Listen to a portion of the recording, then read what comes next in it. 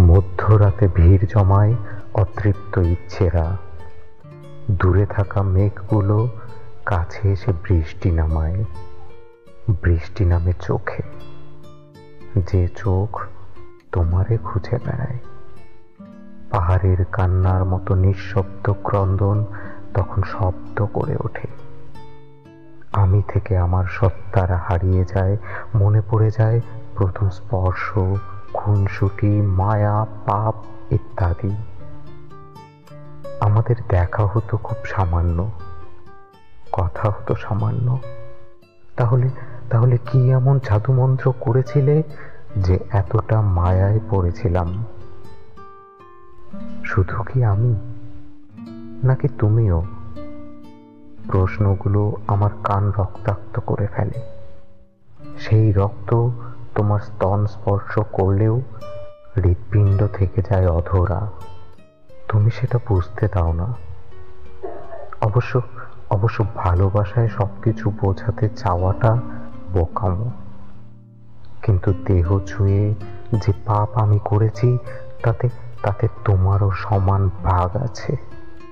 তুমিও সমান পাপী। জনি প্রেমে মত্ত হওয়ায় পাপ আছে, ভালোবাসা নেই? এ পৃথিবীতে সব কিছুর হিসেব মেলে, শুধু শুধু প্রেমের হিসেবটাই মেলে না। হুট করে একদিন বললে তোমারে আর ভালো লাগে না। আমার মধ্যে নাকি সুখ খুঁজে পাও না। কিসের সুখ? দেহ সুখ, কাম সুখ, নাকি নাকি অন্য কিছু? জিজ্ঞেস করার সাহস হয়নি।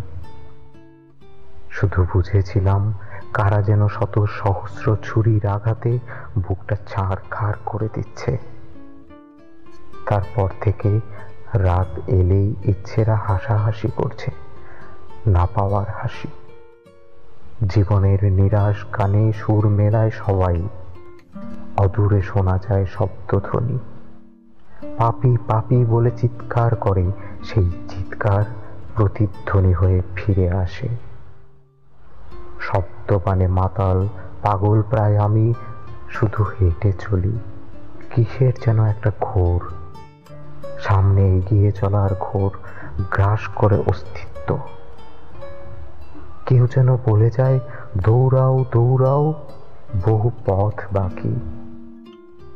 পাপ যাত্রীর মতো আমি শুধু হেঁটে চলি ভবিষ্যতে, যেখানে যেখানে তুমি নামক বস্তুটি অতীত।